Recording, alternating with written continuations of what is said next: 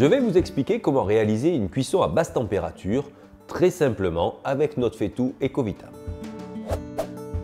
Nous avons choisi, pour l'occasion, une cuisson de poireaux.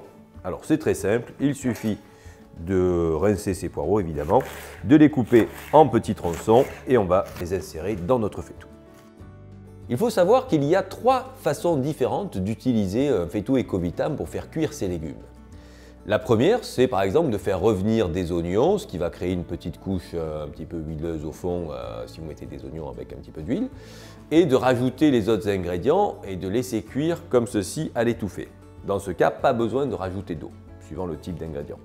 La seconde façon, c'est lorsque vous avez des ingrédients qui contiennent très peu d'eau, comme la pomme de terre ou l'artichaut, ce type d'ingrédients. Là, vous mettez un fond d'eau, un petit centimètre d'eau, juste pour pas que ça accroche. Et la façon de l'utiliser la plus fréquente, c'est carrément de cuisiner sans eau. Pour ce faire, c'est ce qu'on va faire aujourd'hui, il faut partir à froid. Vous rincez vos ingrédients, vous les égouttez à peine, il faut qu'ils restent encore humides. Vous les mettez directement dans votre faitout, vous refermez et vous mettez le feu entre feu doux et feu moyen, pas au-delà de feu moyen. Il faut rester sur une température relativement basse pour que les légumes aient le temps de transpirer et que la cuisson se passe dans la vapeur des légumes. C'est pour ça qu'il ne faut pas attaquer à feu vif, c'est très important.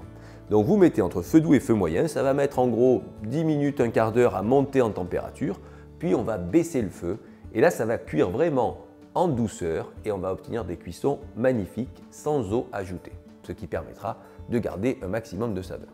Là par exemple, on va utiliser ces plaques à induction qui sont graduées de 0 à 10. Eh bien, on va commencer notre cuisson à 4. Donc les ingrédients sont déjà dans le faitout, on part à froid et on va positionner la plaque sur 4. Voilà, donc on a positionné notre plaque sur 4, nos légumes sont en train de cuire lentement.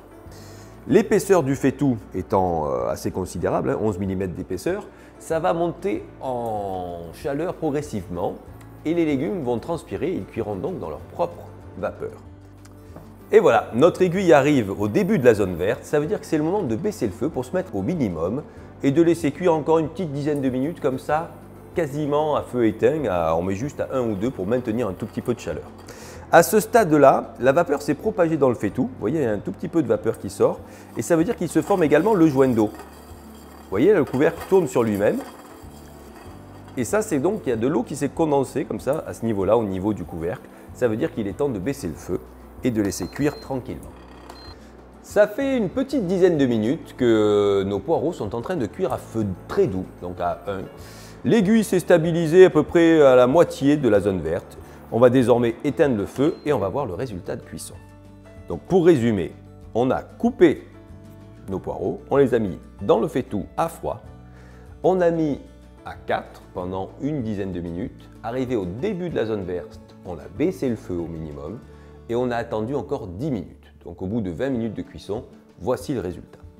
Petite astuce, le couvercle peut se poser sur la poignée comme ceci, ce qui est très pratique lorsqu'on veut mélanger ou voir l'état d'une cuisson. Nous avons donc réalisé notre cuisson de poireaux à basse température, sans huile et sans eau. Le résultat est parfait, la cuisson est vraiment nickel. Les légumes vont ainsi conserver beaucoup plus de nutriments quand ils cuisent à basse température de cette manière-là. Il faut savoir que ce mode de cuisson s'applique à la plupart des légumes qui contiennent pas mal d'eau. Si c'est un légume très sec, type une racine ou un artichaut, il faudra mettre un petit peu d'eau au fond de son faitout pour réaliser ce type de cuisson. Voilà, notre petit tuto sur la cuisson basse température se termine ici. À bientôt.